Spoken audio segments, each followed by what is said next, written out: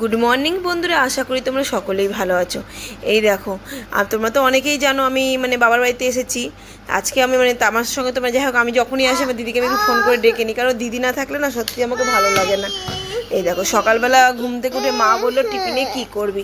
সে মাকে বললাম যে ডালপুরি করিনি, কারণ সবাই ডালপুরি খেতে ভালোবাসে আর আমার বাবাও ডালপুরি খেতে খুব ভালোবাসে। সে আমি ডালপুরিটা করলে কি যাই হোক আমার বাবাও একটু খাবে, তাই জন্য আমি ডালপুরি উঠে সকাল সকাল ঘুম থেকে উঠে ডালপুরির ব্যবস্থা করতে বসে গেছিলাম।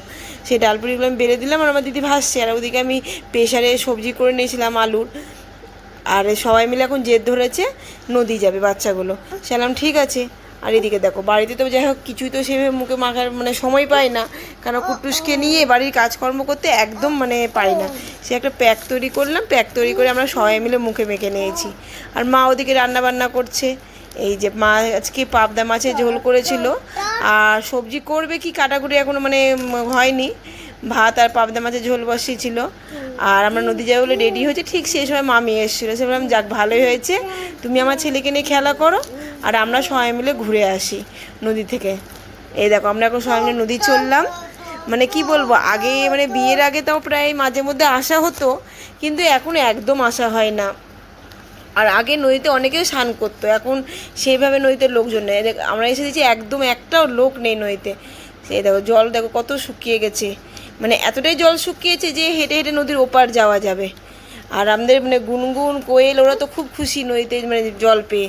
সায়ন সব দৌড় ঝাঁপ শুরু করে দিয়েছিল, যাই হোক কোনো রকমের জোর করে উঠিয়ে বাড়ি নিয়ে গেলাম, কারণ ওরা তো নদীতে স্নান করে অভ্যাস নাই, ঠান্ডা লেগে যাবে। আবার বাড়ি থেকে স্নান করালাম, কারণ ওদের অভ্যাস নেই বলে।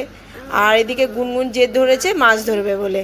সে ওকে বলছি যে মাছ ধরতে পারবি না, কারণ ও শুনলো আমাদের মুখে গল্প যে আমরা ছোটো সময় স্নান করতে এসে বাটিতে করে মাছ ধরতাম, কাপড় লাগিয়ে আটা লাগিয়ে। ও এখন বলছে আমিও ধরবো।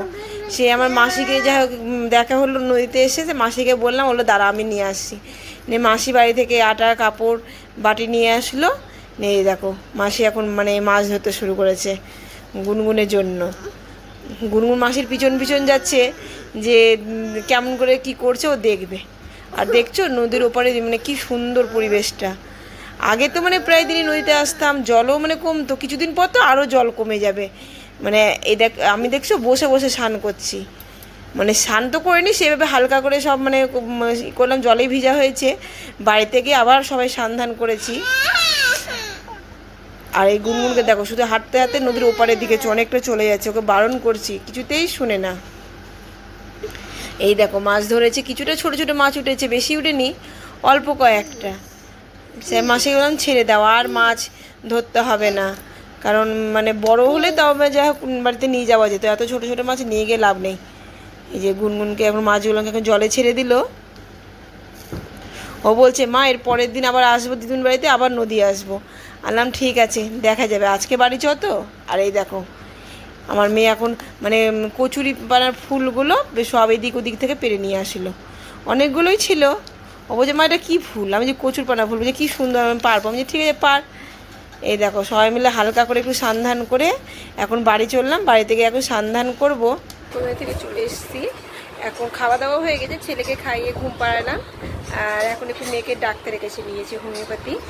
সে আমি সেখানে যখন বিকেলের দিকে বাড়ি যাবো, সে আমি এখন ডাক্তারকে দেখিয়ে ওষুধটা নিয়ে চলে আসি। এই যে এখন আমরা মেয়েকে নিয়ে ডাক্তারের কাছে যাচ্ছি, কারণ দুপুরবেলা বিকেলের দিকে বাড়ি যাওয়ার কথা ছিল, কিন্তু বাড়ি যাওয়া হয়নি, কারণ ডাক্তারের করেই দেরি হয়ে গেছিলো।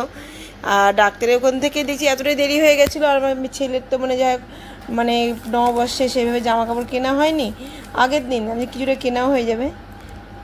এই দেখো ডাক্তারের কাছে চলে এসেছি, ডাক্তারের কাছে এখন ডাক্তারবাবু বসেনি, একটু দেরি আছে। এই দেখো ওষুধ টষুধ নিয়ে এখন আমরা বাজারের দিকে এসেছি, কারণ ভাবলাম যখন বাজার বাড়ি যাওয়া হচ্ছে না তো বাজারটা কিছুটা করে নিই।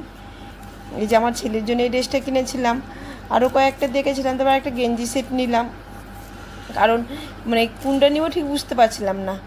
এই যে আকাশে আকাশে কালে কালো দিয়ে বিবি আছে যে ওই গেঞ্জি সেটটা নিয়েছিলাম। আর আমাদের গুনগুন কিছুটা ক্যাচার আরও কী কী সব টুকিটাকি জিনিস কিনলো, কেনাকাটা করে আমলাম যে এখানে কাছে মাসির বাড়ি, আমলাম মাসির সঙ্গে দেখা করে নিই, কারণ সেভাবে তো আসা হয় না। আর এদিকে দেখো আমার মেয়ের আগে জামরুল কোনো দিন খায়নি, ও বলছে মা জামরুল খাবো। আমি ঠিক আছে জামরুল কিনলাম, অল্প করেই কিনেছিলাম। এই যে দেখো মাসির বাড়িতে এসেছি, মাসির সঙ্গে আমি যে একটু দেখা করে নিই, ছেলেকে বাড়িতে রেখে আমি নিশ্চিন্তে, কারণ মার কাছে আছে কোনো মানে টেনশনই নাই। কারণ মানে বাড়িতে মানে যেখানে যাই সঙ্গে নিয়ে যেতে হয়, কারণ মানে রেখে যাওয়ার উপায় নেই। এই যে আমরা এখন ডাক্তারখানা হয়ে একটু বাজারে গেছিলাম, কারণ গতকালকে মানে ছেলেরটা কেনা হয়নি, ড্রেসটা আর সায়নের, সেগুলো কেনাকাটা করে আমরা এখন বাড়ি ফিরলাম। সে আজকে ভেবেছিলাম বাবার বাড়ি থেকে মানে বাড়ি চলে যাবো, কিন্তু আজকে আর যাওয়া হবে না, কারণ বাড়ি আসতে আসতে অনেকটাই দেরি হয়ে গেছে।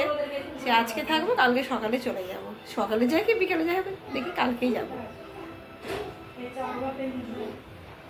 মানে রেখে যাওয়ার উপায় নেই। এই দেখো এখন পরের দিন সকালবেলা আমি মানে বাড়িতে এসে মানে পরের দিন সকালবেলা দেখো আমি বাড়ি যাওয়ার জন্য রেডি হয়ে গেছি, কারণ আগের দিন তো যাওয়া হলো না, দেরি হয়ে গেছিলো বলে। এই যে এখন আমরা টোটোতে করে এখন বাড়ি যাচ্ছি, কারণ মেয়ে টিউশনি আছে, থাকা হবে না, কারণ মেয়ের তো পরীক্ষা একদম শেষ হয়। এই যে আমি বাড়ি চলে এসেছি, বাড়িতে এসে আগে হাতে করে হাত পা ধুয়ে ছেলে মেয়ের জন্য খাবার বসিয়েছি। ওদের জন্য আমি যে একটু প্রেশারে একটু খিচুড়ি বসিয়ে দিলাম সব সবজি টবজি দিয়ে, যে আগে ওদেরকে এটা খাইয়ে দিই, তারপরে রান্নাবান্না যাই হোক হবে। তারপরে সান্ধান ওদেরকে খাইয়ে দিয়ে সান্ধান করবো, তারপরে রান্নাবান্না করব। আমার এই ভিডিওটা আমি এখানেই শেষ করলাম। নেক্সট ভিডিওতে আবার তোমাদের সাথে দেখা হবে। তোমরা সবাই ভালো থেকো, সুস্থ থেকো। Bye bye.